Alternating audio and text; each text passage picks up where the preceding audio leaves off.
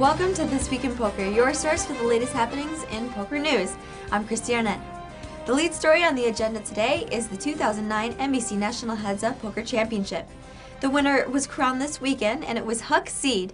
He started his journey by defeating Jonathan Little in the first round, then Gus Hansen, Glenn Chorney, David Oppenheim, and Vanessa Russo in the finals. Here's what he had to say after the match. I'm with your 2009 NBC National Heads Up Poker Champion, Huck Seed. Congratulations. Thank you, thank you. Now, Heads Up is a mental warfare. I know you're exhausted, but what does it mean to be the best and most consistent player in this event? I'm real happy with my play. I played really well in the last match and some of the early matches. I was real happy with the consistency of my play, and it was a lot of fun. I had a lot of fun playing. I got to play with a lot of good friends and old friends and everything. So it was a wonderful tournament, and I really enjoyed it. To view the entire interview with Seed, as well as more videos from the event, check out the Tournament Trail channel. Seed took home $500,000 and the prestigious title. He now has the best record in NBC Heads Up history at 18-4, and he's the only player to cash all 5 years. Congratulations to Seed. In World Series of Poker news, Harrah's Entertainment announced this week that pre-registration for the 2009 WSOP is now available. Players wishing to compete in the 40th annual WSOP can reserve their spots either online at worldseriesofpoker.com or in person at the main cage of the Rio All Suite Hotel. Tournament organizers emphasize the fact that entries are on a first-come, first-served basis and that capacity is limited.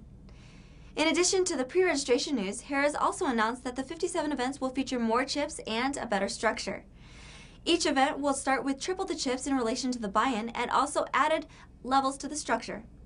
Jack Alfel, tournament director for the WSOP, said that the tough economic times played into the tournament organizers' decision to add more starting chips, but said that the increase in starting chips will most likely be a permanent change.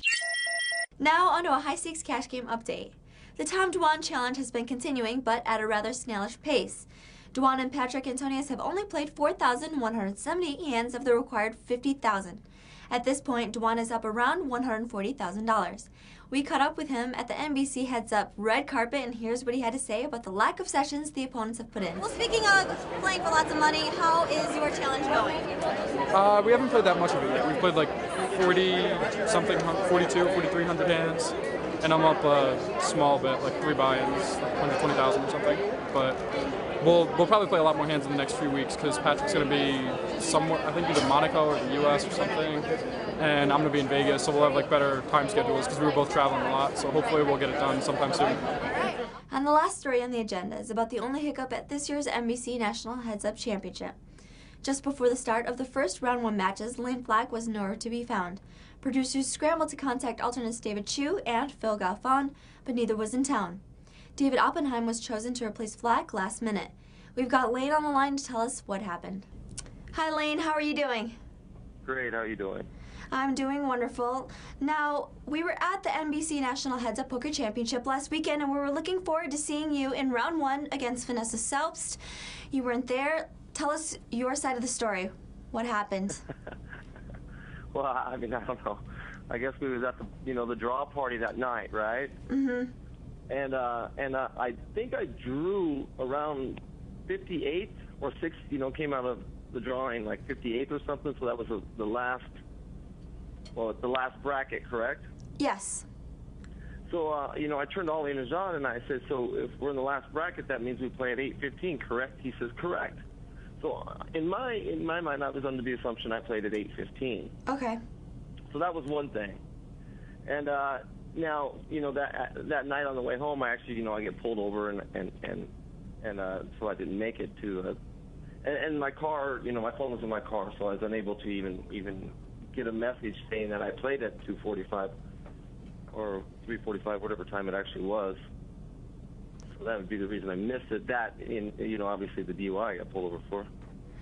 Right. Now, and it was mentioned that Andrew Roble said that he convinced you to do a few shots, and he felt pretty guilty about it. Is there anything that you wanted to say to him? Say that again? It was mentioned that Andrew Roble mentioned in his blog that he took a few shots with you. He convinced you to party with him a little bit. Did you want to say anything to him? Because he felt a little bit guilty. I mean, no. I mean, I make my own choices. I was actually on my way home. You know, I was pretty calm that night. I wasn't really drinking, wasn't doing anything. Right. And until I realized I played at 8:15. Now, I had like 11 friends and family members in town staying at my house. So I really had no desire. They were getting in at 1 o'clock. The next day, I really had no desire to go do anything. Mm-hmm. But yeah, since I assumed I drew the 8:15 seat, that, I had a little time to, hang out with some friends, which I did. But, and this was a DUI on my way home. That was, somewhat ridiculous. I actually think the cop was chasing somebody else. Oh, really? I kind of got in his way. Okay. So he wasn't real happy with me, so. And it was pretty cold out, and he was on a motorcycle, so I don't think he was a happy camper anyhow. Right. Okay. But, well, I mean, yeah, it was an opportunity missed, but there's many more coming. absolutely. Where can we see you next? I'm actually staying at Phil Helmy's house right now. I got up here yesterday, and the Bay 101 starts Monday or Tuesday. I did a charity golf event with Matt Savage and Mike O'Malley, and actually me and Helmuth were partners. What's today? Friday? I think I'm going golfing today. Tomorrow, I think we're going to the Sharks game. And then Sunday night, Phil got us 4 seats at the Golden State Phoenix basketball game. And then Monday or Tuesday, I play. Other than that, I've been doing a lot of charity events, a lot of fundraisers. I think I'm flying to Florida at the end of the month with Gavin Smith to do a charity thing. Mm-hmm. I think in May, I'm going to go to Canada and do the Heads Up thing there. Right. And I guess the World Series. And other than that, I'll just fill in the blanks. Oh, I'm actually going to Arizona, 17th and 18th of April, to Matt Leinert's house, the backup quarterback for the Cardinals. I'm doing a golf charity event with him and the Cardinals, and spending some time with him at his house. So I guess then I'll do the WPTs at the Bellagio. So I guess I'm pretty filled up. Absolutely. Sounds like you have a pretty full schedule. Yeah, I mean, you stay busy for sure. I mean, a lot of traveling. I actually enjoy spending time at home, so when I get home, it's pretty nice. All right, Layne, thank you so much for talking to us, and good luck at B101. All right, thanks, man.